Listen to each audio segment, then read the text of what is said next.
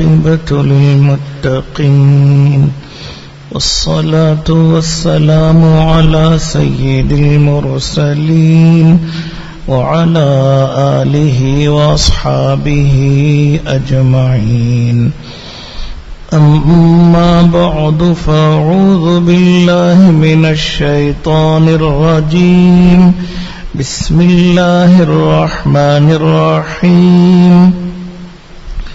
إذا زلزلت الأرض زلزالها وأخرجت الأرض أثقالها وقال الإنسان ما لها يومئذ تحدث أخبارها بأن ربك أوحى لها يومئذ يصدر الناس أشتاتا من يعمل مثقال ذرة خيرا يره ومن يعمل مثقال ذرة شرا يره. بسم الله الرحمن الرحيم. والعاديات ضبحا فالموريات قدحا فالمغيرات صبحا فأثرن به نقعا فوسطن به جمعا إن الإنسان لربه لكنود وإنه على ذلك لشهيد وإنه لحب الخير لشديد. أفلا يعلم إذا بعثر ما في القبور وحصل ما في الصدور إن ربهم بهم يومئذ لخبير. صدق اللہ العظیم. شروع اللہ کے نام سے جو بے حد مہربان نہایت رحم والا ہے. جب ہلا ڈالے زمین کو اس کے بھون چال سے اور نکال باہر کرے زمین اپنے اندر سے بوجھ اور کہے آدمی اس کو کیا ہو گیا، اس دن کہہ ڈالے گی وہ اپنی باتیں اس واسطے کہ تیرے رب نے حکم بھیجا اس کو. اس دن ہو پڑیں گے لوگ طرح طرح پر کہ ان کو دکھا دیے جائیں ان کے عمل. سو جس نے کی ذرہ بھر بھلائی وہ دیکھ لے گا اسے، اور جس نے کی ذرہ بھر بڑا برائی وہ دیکھ لے گا اسے. شروع اللہ کے نام سے جو بے حد مہربان نہایت رحم والا ہے. قسم ہے دوڑنے والے گھوڑوں کی ہانپ کر، پھر آگ سلگانے والے جھاڑ کر، پھر غارت ڈالنے والے صبح کو، پھر اٹھانے والے اس میں گرد، پھر گھس جانے والے اس وقت فوج میں. بے شک آدمی اپنے رب کا ناشکر ہے اور وہ آدمی اس کام کو سامنے دیکھتا ہے. اور آدمی مال کی محبت پر بہت پکا ہے. کیا نہیں جانتا وہ وقت کے کوریدا جائے جو کچھ قبروں میں ہے اور تحقیق ہوئے جو کچھ کے دلوں میں ہے. بے شک ان کے رب کو ان کی اس دن سب خبر ہے. بزرگان محترم، یہ دو صورتیں ہیں. سورہ زلزال مدنی ہے، 8 آیتیں ہیں اور 99 اس کا نمبر ہے. اس کے بعد سورہ عادیات ہے، وہ مکی ہے، اس کا نمبر 100 ہے. ان 2 آیتوں میں اللہ نے قیامت کے منظر کو بیان کیا ہے. اس وقت جو حالات پیش آئیں گے ان کو بیان کیا ہے. اور اگلی صورت میں اللہ نے گھوڑوں کی قسم کھا کر انسان کی حالت بیان کی ہے کہ انسان کیسا ہے، اس کی کیا صفتیں ہیں. ارشاد فرماتے ہیں اذا زلزلت الارض زلزالها، جب زمین ہلا دی جائے گی، سخت طرح سے ہلانا، انہی زمین پر زلزلہ آئے گا، زمین میں زلزلے ہوں گے، اور یہ زلزلہ قیامت سے پہلے ایک بار ہوگا، جب پہلی مرتبہ سور پھونکا جائے گا اس سے پہلے ایک بار ہوگا، اور دوسرا زلزلہ جب دوسری مرتبہ سور پھونکا جائے گا اس کے بعد ہوگا۔ یہاں کون سا زلزلہ مراد ہے؟ مفسرین کی رائے دونوں ہیں، بعض کہتے ہیں کہ پہلا زلزلہ ہے، بعض کہتے ہیں کہ دوسرا زلزلہ مراد ہے، لیکن علماء نے مفسرین نے دوسرے زلزلے کو راجح قرار دیا ہے کہ یہاں پہلا نہیں دوسرا زلزلہ مراد ہے۔ پہلا زلزلہ بالکل قیامت کے قریب ہوگا، لیکن آگے کی جو آیتیں ہیں وہ بتا رہی ہیں کہ یہاں دوسرا زلزلہ مراد ہونا بہتر ہے۔ جب زمین میں زلزلہ ہوگا، سخت قسم کا زلزلہ، اس میں زمین کے اندر جو کچھ خزانے ہیں، ایک تو دفن کیے ہوئے مردے، وہ بھی سب کے سب باہر نکالے جائیں گے، سارے ہی دفن کیے ہوئے مردے، اور اس کے علاوہ زمین میں جتنے خزانے ہیں، مال و دولت کے، سونا اور چاندی کے، سارے خزانے باہر ہوں گے۔ تو یہاں اللہ کہہ رہے ہیں جب زمین میں سخت جنبش ہوگی اور سخت قسم کا زلزلہ آئے گا، اور زمین اپنے اندر سے اپنے بوجھ نکال دے گی، وَأَخْرَجَتِ الْأَرْضُ أَثْقَالَهَا، زمین اپنے اندر سے اپنے بوجھ کو نکالے گی، سونا چاندی کو۔ حدیث پاک میں آتا ہے کہ اس قدر سونے باہر ہوں گے کہ گویا سونوں کے پہاڑ ہیں، سونے کے پہاڑ ہی پہاڑ ہیں، ایسے خزانے باہر آئیں گے۔ ایسا کیوں ہوگا؟ اس لیے ہوگا تاکہ دنیا میں جو مال و دولت پر مرتے تھے اور مال و دولت کی وجہ سے شرعی احکام کو بجا نہیں لاتے تھے، وہ اپنی آنکھوں سے دیکھ لیں کہ مال و دولت کا اللہ کے نزدیک کیا مقام ہے، مال و دولت اللہ کے نزدیک کیا حیثیت رکھتے ہیں۔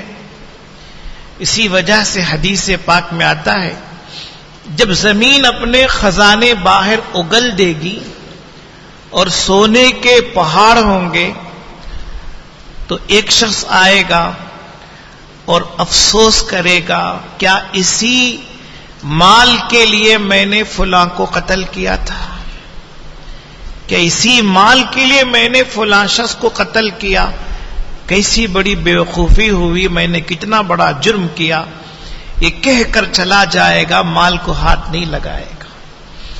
ایک اور شخص آئے گا اور کہے گا، کیا اسی مال کے لیے میں نے اپنا رشتہ توڑ لیا تھا اور صلہ رحمی میں نے نہیں کی تھی، افسوس کرے گا، چلا جائے گا، مال کی طرف نہیں دیکھے گا۔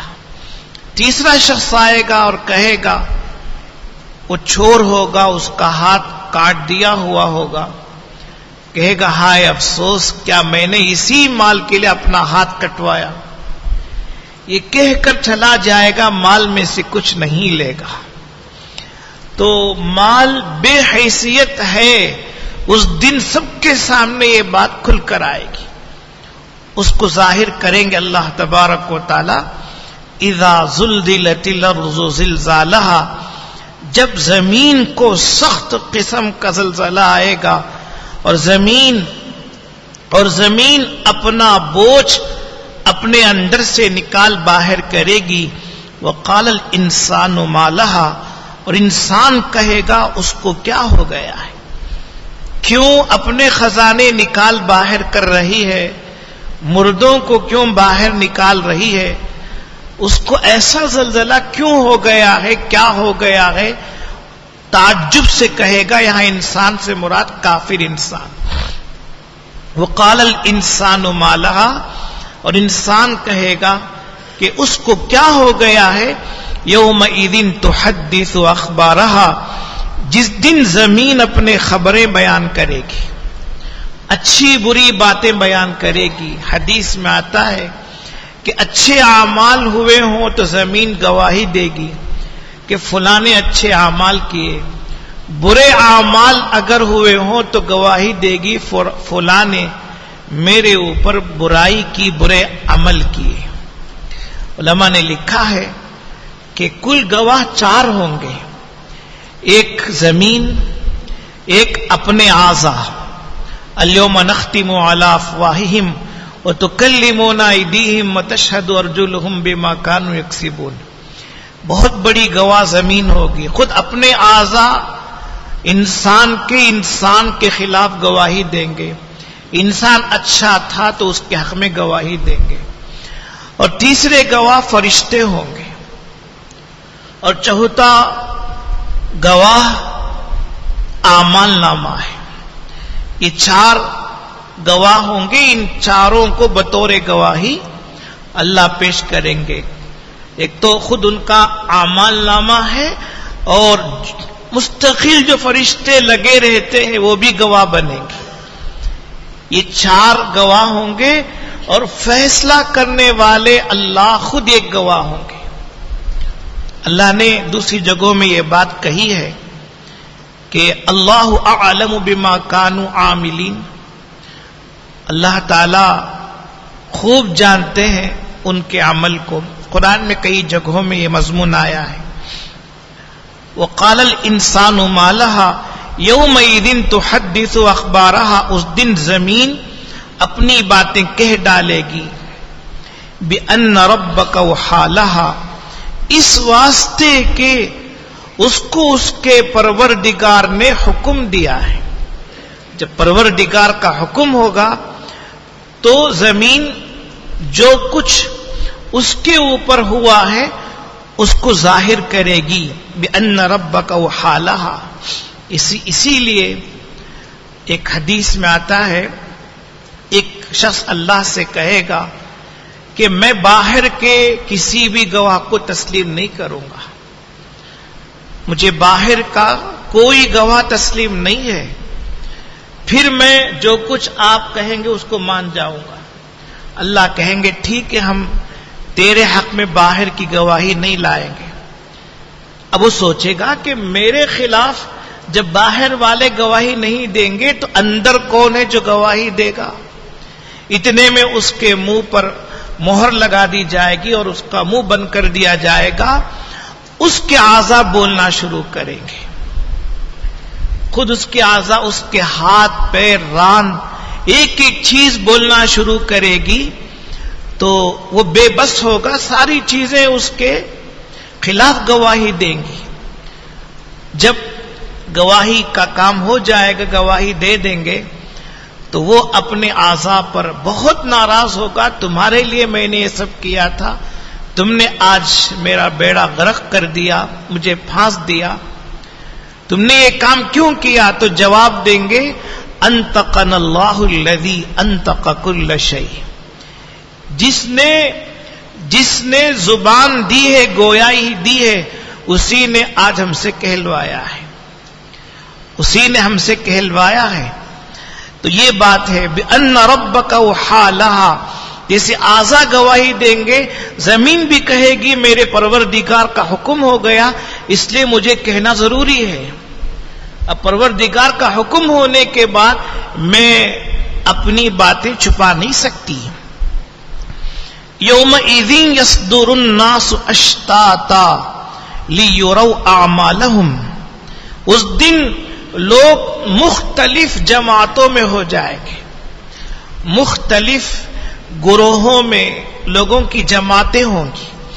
علماء نے لکھا ہے ابتداً 2 جماعتیں ہوں گی، ایک مسلمانوں کی، ایک کافروں کی. پھر اس کے بعد مسلمانوں میں کئی جماعتیں ہوں گی، کافروں میں کئی جماعتیں ہوں گی.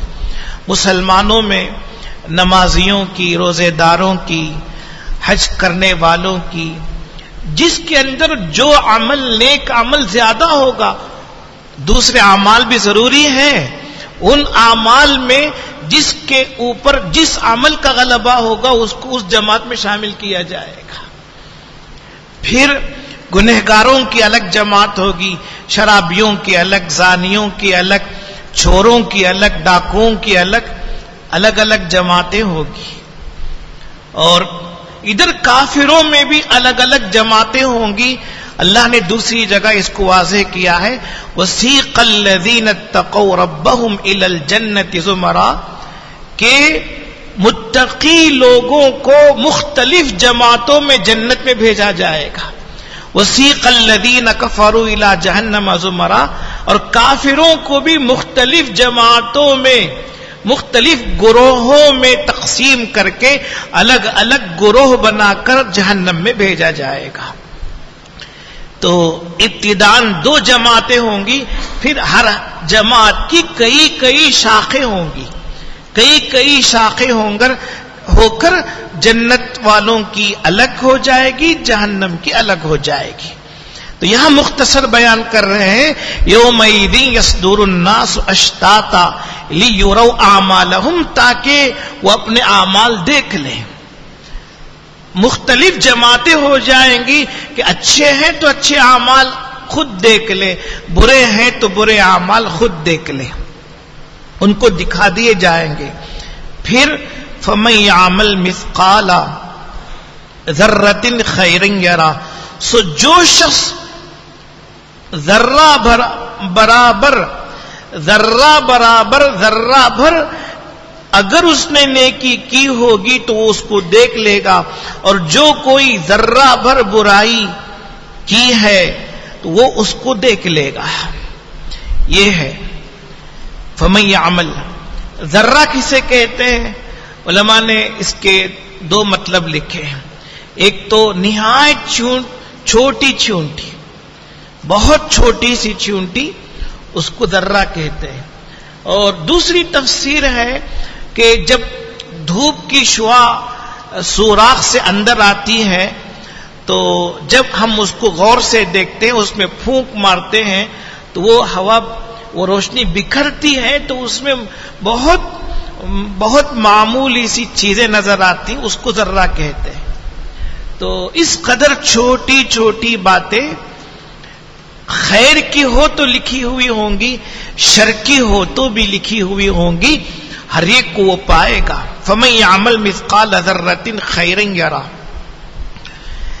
یہ صورت بڑی اہم ہے، اور حدیث میں آتا ہے کہ سورہ زلزال نصف القرآن، آدھے قرآن کے برابر ہے، نصف القرآن ہے. سورہ اخلاص ثلث القرآن ہے، 1/3، اور سورہ کافرون ربع القرآن ہے، 1/4 ہے.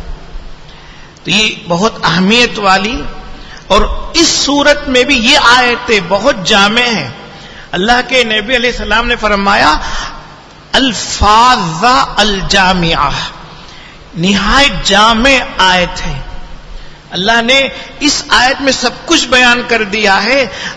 جو کوئی ذرہ برابر نیکی کرے ہے وہ اس کو دیکھے گا، اور اگر برائی اس نے کی ہے تو اس کو دیکھے گا. یہاں نیکی اور برائی سے کون سی نیکی اور برائیاں مراد ہیں؟ ایک تو علماء نے لکھا ہے کہ وہ خیر ہے جس پر ہمیشہ قائم رہا، یعنی ایمان کے ساتھ اس نے بھلائی کی ہو. ایمان کے ساتھ، ایمان شرط ہے، ایمان کے بغیر جو بھی بھلائی کی ہوگی وہ نہیں لکھی جائے گی. ایمان شرط ہے. اور اللہ نہ کرے ایمان کی حالت میں نیکی کی پھر مرتد ہو گئے العیاذ باللہ، وہ نیکی مٹا دی جائے گی. پہلے کی ہوئی ساری نیکیاں ختم. تو خیرن یرا سے مراد وہ خیر ہے، وہ بھلائی ہے کہ ایمان کی حالت میں اس کو کیا ہو اور ایمان پر ہی اس کو موت آئی ہو. وَمَن يَعْمَلْ مِثْقَالَ ذَرَّةٍ شَرًّا يَرَهُ، یہاں وہ شر مراد ہے جس سے توبہ نہ کی ہو. جس برائی سے توبہ کر لی وہ شر نہیں ہے، وہ ختم، وہ دنیا ہی میں ختم ہے. اس لیے توبہ کے بارے میں بار بار بات کہی جاتی ہے، اہمیت دی جاتی ہے. اس لیے علماء لکھتے ہیں جس برائی سے اس نے سچی توبہ کر لی وہ برائی مراد نہیں. ہاں وہ برائی مراد ہے جس سے توبہ نہیں کی اور اللہ نے اس کو معاف بھی نہیں کیا. اور ذرہ برابر، یہاں سے معلوم ہوا کہ کسی بھی نیکی کو چھوٹا اور کسی بھی نیکی کو معمولی نہ سمجھا جائے اور کسی بھی برائی کو چھوٹی برائی نہ سمجھے کہ یہ چھوٹا گناہ ہے، یہ صغیرہ گناہ ہے. صغیرہ گناہوں کے بارے میں ایک بڑے عارف سے، بزرگ سے کسی نے پوچھا کہ صغیرہ اور کبیرہ کی مثال کیا ہے. بڑی پیاری بات کہی، میرے نزدیک تو ایسا ہے کہ یہ صغیرہ گناہ چھوٹا بچھو ہے، کبیرہ گناہ بڑا بچھو ہے. زہر دونوں سے چڑھتا ہے اور دونوں ہلاک کرنے کے لیے کافی ہیں. اسی لیے حدیث میں آتا ہے اللہ کے نبی علیہ السلام نے فرمایا ایاکی و محقرات الذنوب فإن لها من اللہ طالبا. آپ نے حضرت عائشہ سے فرمایا اے عائشہ کہ ان گناہوں سے بچو جن کو تم چھوٹا سمجھتی ہو، جن کو تم چھوٹا اور صغیرہ گناہ سمجھتی ہو ان سے خاص طور پر بچو، کیونکہ ان سے متعلق بھی اللہ کی طرف سے مواخذہ ہے. اسی لیے اکابر نے لکھا ہے ہر نیکی میں مغفرت کی تاثیر ہے اور ہر برائی میں عذاب کی تاثیر ہے. تو یہاں یہی بات کہہ رہے ہیں وَمَن يَعْمَلْ مِثْقَالَ ذَرَّةٍ شَرًّا يَرَهُ.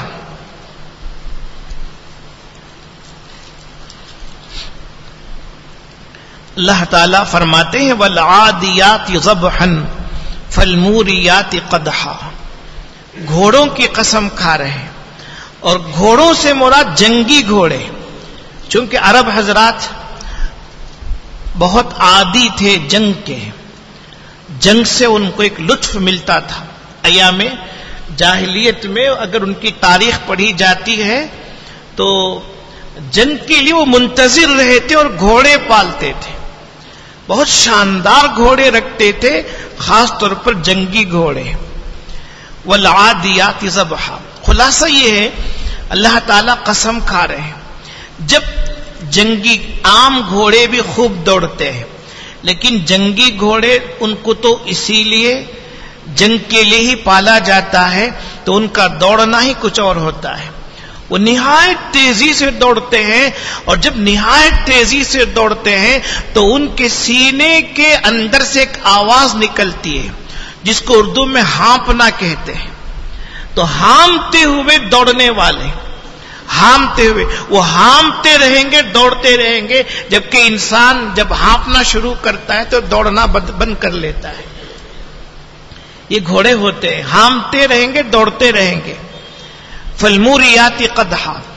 پھر یہ جب تیزی سے دوڑتے ہیں اور پتھریلی زمین وغیرہ پر دوڑتے ہیں تو زمین بھی سخت ہوتی ہے اور ان کے پیروں پر نعل ہے، اس کی وجہ سے یہ دو سخت چیزیں ملتی ہیں تو آگ نکلتی ہے. آگ نکالنے والے ہوتے ہیں، ان سے آگ نکلتی ہے تو کس قدر تیزی سے دوڑنے والے ہوں گے کہ معمولی دوڑنے سے آگ نہیں نکلتی. پھر صبح سویرے حملہ کر دیتے ہیں، دشمنوں پر حملہ کرتے ہیں اور اپنے دشمنوں کا حال خراب کر دیتے ہیں. پھر اللہ کہہ رہے ہیں یہ گھوڑے ایسے ہیں کہ یہ گرد و غبار اڑاتے ہیں. گرد و غبار اڑاتے ہیں. اور آگے فرمایا دشمن کی فوج میں بیچ میں گھس جاتے ہیں. یہ نہیں دیکھتے کہ یہ ہمارے دشمن ہیں، اگر ہم گھس گئے تو ہماری موت ہوگی. موت کی پرواہ نہیں کرتے کہ دشمنوں کے مجمع میں فوج کے اندر گھس جاتے ہیں. تو اللہ نے یہاں 5 باتیں کہی ہیں، اور ان 5 باتوں کو، بلکہ ان چیزوں کی قسم کھانے کے بعد اللہ نے جو بات کہی وہ بہت اہم ہے. اللہ کہہ رہے ہیں بے شک انسان اپنے پروردگار کا ناشکرا ہے، ناشکرا ہے. یہ کہنے کے لیے اللہ نے یہ بات کہی. اب دیکھیے وَالْعَادِيَاتِ ضَبْحًا، قسم ہے ہامتے ہوئے دوڑنے والے گھوڑوں کی. ہامتے ہوئے سینے سے آواز نکالتے ہوئے جو آواز نکلتی ہے، قسم ہے ہامتے ہوئے دوڑنے والے گھوڑوں کی. فَالْمُورِيَاتِ قَدْحًا، پھر ٹاپ مار کر آگ نکالنے والوں کی.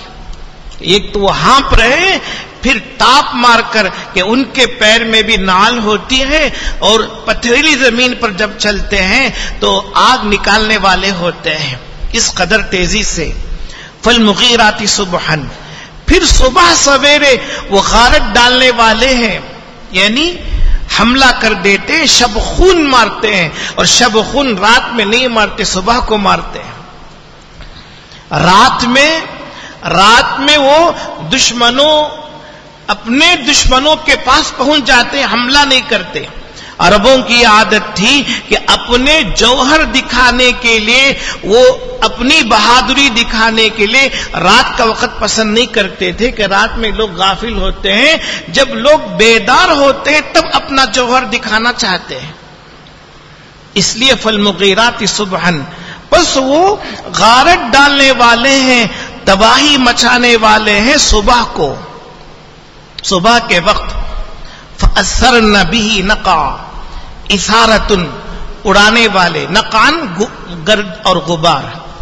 صبح کے وقت میں غبار نہیں اڑتے ہیں. کیوں؟ ایک تو وہ وقت ٹھنڈا ہے، ٹھنڈ کے وقت میں غبار زیادہ نہیں اڑتے ہیں. اور پھر صبح کے وقت میں رطوبت ہوتی ہے، شبنم پڑتی ہے، اس کی وجہ سے مٹی دبتی ہے. اب یہ گھوڑے کتنی تیزی سے دوڑتے ہوں گے کہ صبح کے وقت میں بھی گرد و غبار اڑاتے ہیں. اس کو اللہ کہہ رہے فَأَثَّرْنَ بِهِ نَقْعًا، بس وہ گرد و غبار کو اڑانے والے ہوتے ہیں. فَوَسَطْنَ بِهِ جَمْعًا، پھر وہ فوج کے درمیان میں جا گھستے ہیں. فوج کے درمیان میں ایک ہے کہ روبرو مقابلہ کرنا، یہ بھی مشکل ہے، لیکن فوج کے درمیان ہی میں گھس جانا کتنی ہمت کی اور دلیری کی بات ہے. یہ کام گھوڑے کرتے ہیں. اب گھوڑے کیوں کرتے ہیں یہ کام؟ جنگی گھوڑے کیوں کرتے ہیں؟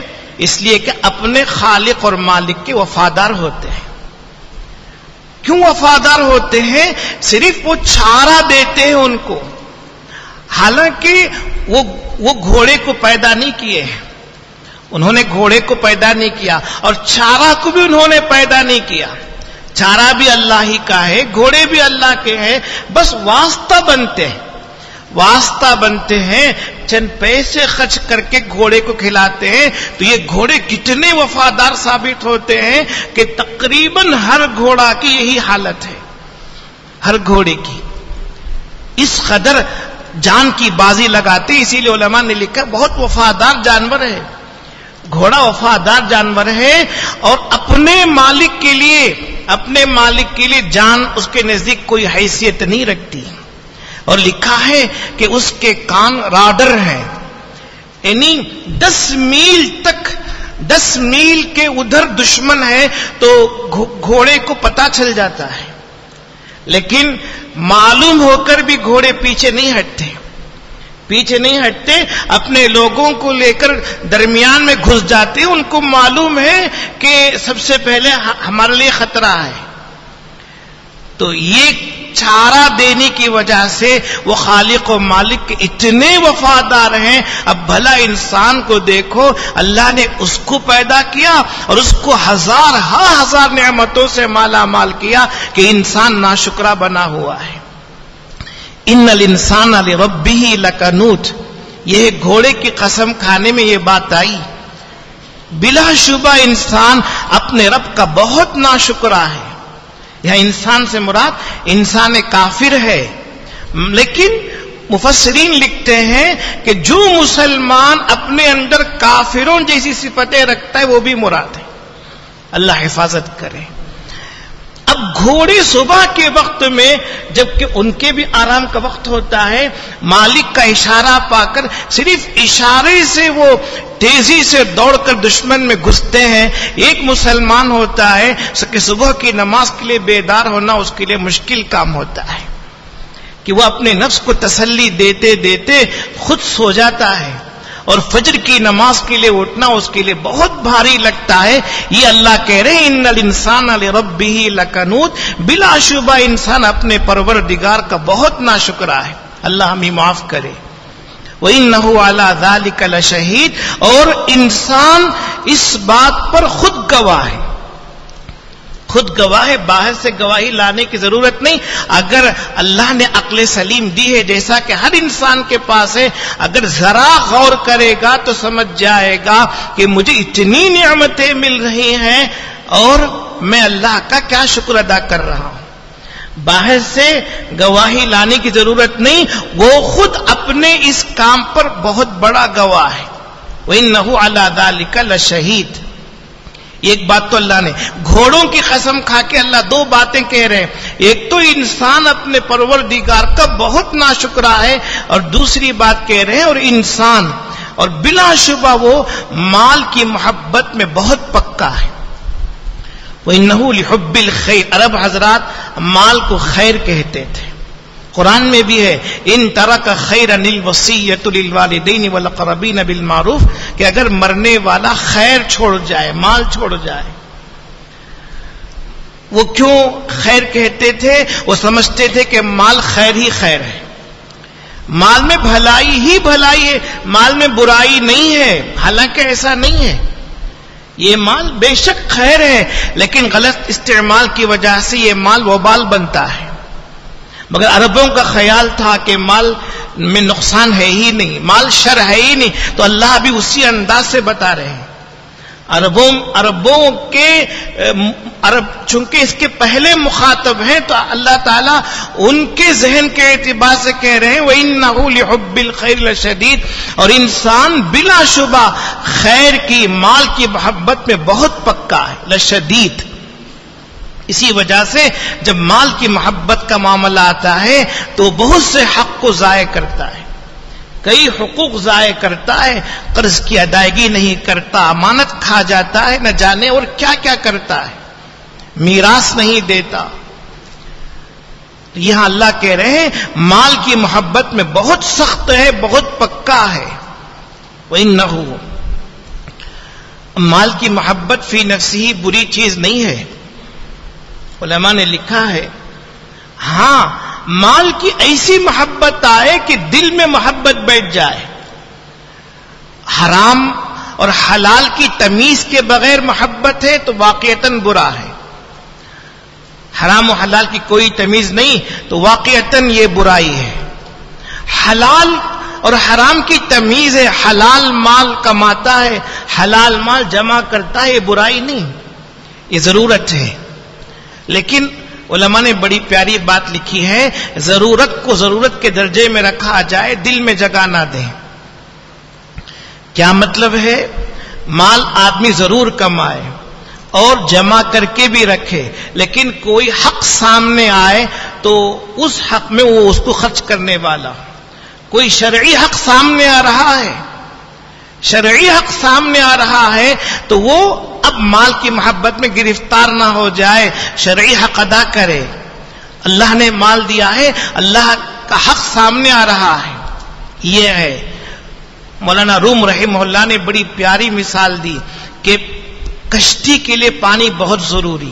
بغیر پانی کے کشتی چل نہیں سکتی، لیکن وہی پانی اگر کشتی کے اندر آ جائے تو جس کے بغیر کشتی چل نہیں سکتی وہی پانی اب اس کو ڈبوئے گا۔ یہی مثال ہے کہ وہی مال اس کو ہلاک کرے گا۔ مفسرین نے ایک اور مثال دی ہے، جیسے انسان پیشاب پاخانہ اس کی ضرورت ہے، لیکن کوئی بھی انسان اس سے محبت نہیں کرتا۔ ضرورت کو ضرورت کے درجے میں رکھا جائے، اگر محبت کرے گا تو ہلاک ہوگا۔ یہ ہے مثال کہ ضرورت کیا چیز ہے۔ جیسے دوا اور آپریشن ہے، ضرورت ہے، دوا ضرورت ہے۔ جب مریض ہے تو بخوشی دوا کا استعمال کرتا ہے اور آپریشن بھی کروا لیتا ہے، لیکن کوئی مریض نہ دوا سے محبت کرتا ہے نہ آپریشن سے۔ تو ایسے ہی ہونا چاہیے کہ مال کو ضرور جمع بھی کیا جائے اور حلال کمائی ضرور ہو، لیکن محبت نہ ہو کہ اس میں گرفتار ہو جائے، اور جب شرعی ضرورت سامنے آئے تو ہاتھ بند کرنے والا نہ ہو جائے۔ افلا يعلم اذا بعثر ما في القبور، کیا وہ نہیں جانتا اس وقت کو جب کہ قبروں میں جو ہیں ان کو کھریدا جائے گا۔ ما فی القبور یعنی جو مردے گڑے ہوئے ہیں، جو دفن ہوئے ہیں، ان کو نکالا جائے گا۔ معلوم ہے انسان کی حقیقت اتنی ہی ہے۔ افلا یعلم، کیا وہ نہیں جانتا ہے جب کریدا جائے گا، اس وقت کو جب کریدا جائے گا جو کچھ قبروں میں ہے، یعنی قبروں سے مردے نکالے جائیں گے۔ وحصل ما فی الصدور، اور دلوں میں جو کچھ بھید اور راز ہیں ان کو باہر کیا جائے گا۔ دلوں کے راز اب یہ کام اللہ ہی جانتے ہیں۔ تو جو ذات اس بات کو جانتی ہے، کیا اس سے ڈرتا نہیں ہے؟ وحصل ما فی الصدور، جو جذبات دل میں پکے ہو کر بیٹھ گئے، مال کی محبت اور اللہ کا ناشکر ہونا وغیرہ دلوں میں بہت مضبوطی کے ساتھ بیٹھ گئے، اللہ ان کو بھی نکالیں گے، بھیدوں کو باہر کریں گے، اور جو کچھ دلوں میں ہے ان کی تحقیق کی جائے گی، بھید باہر کیے جائیں گے۔ ان ربهم بهم یومئذ لخبیر، بلا شبہ ان کا پروردگار ان کو اس دن خوب جاننے والا ہوگا۔ ویسے اللہ ہمیشہ سے ہمیشہ جانتے رہیں گے، اس دن چونکہ معاملہ سامنے ہوگا حساب و کتاب کا، اور ہر آدمی کا معاملہ ہوگا، اس دن اللہ خود خوب جاننے والے ہوں گے، پھر بھی مزید 4 گواہ ہوں گے۔